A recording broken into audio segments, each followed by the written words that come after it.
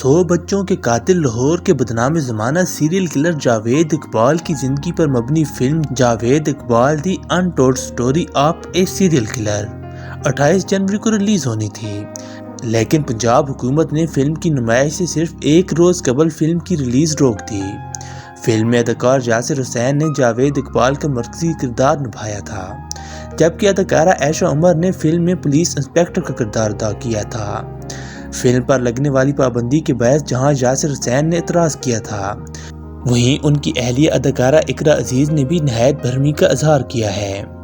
اقرا عزیز نے انسٹاگرام پر فلم کی ریلیز پر لگنے والی پابندی کے حوالے سے کہا کہ ہم کیوں اس حقیقت کو قبول نہیں کر سکتے کہ یہ واقعی 90 کی دہائی میں ہوا تھا۔ کیا صرف کامیڈی فلم یا پیار بھرا ڈرامہ ہی پاکستان میں تفریح کا ذریعہ ہے؟ ہمارے ناظرین کہتے ہیں ہمیں کچھ اور دکھاؤ، لیکن دوستوں کیسے دکھائیں؟ اقرا عزیز نے پیمرا کو مخاطب کرتے ہوئے 70 کی دہائی کے بدنام زمانہ امریکن سیریل کلر المعروف ٹیڈ بنڈے کا حوالہ دیتے ہوئے کہا، مجھے لگتا ہے ہمارے پیمرا نے ٹیڈ بنڈے کی ٹیپس نہیں سنی۔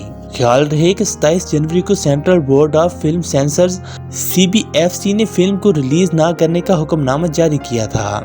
سینسر بورڈ کے ایک حکام کا کہنا تھا کہ پنجاب انفارمیشن اور کلچر ڈیولپمنٹ نے فلم کی ریلیز روکی ہے۔ فلم پر کچھ اعتراضات سامنے آئے ہیں۔ بورڈ فلم کا دوبارہ سے جائزہ لے گا، جس کے بعد اس کی ریلیز سے متعلق حتمی فیصلہ کیا جائے گا۔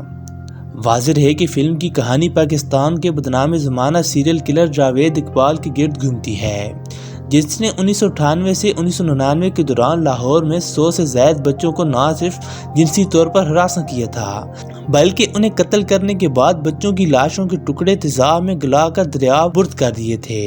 ناظرین، آپ کا کیا خیال ہے؟ کیا اس طرح کی فلمیں پاکستان میں بننی چاہیے اور ریلیز ہونی چاہیے یا پھر نہیں ہونی چاہیے؟ اپنی قیمتی رائے کا اظہار کمنٹ سیکشن میں ضرور کیجیے گا، اور اسی کے ساتھ ہی ہمیں اجازت دیجیے، ملتے ہیں اگلی ویڈیو میں، تب تک کے لیے اللہ حافظ۔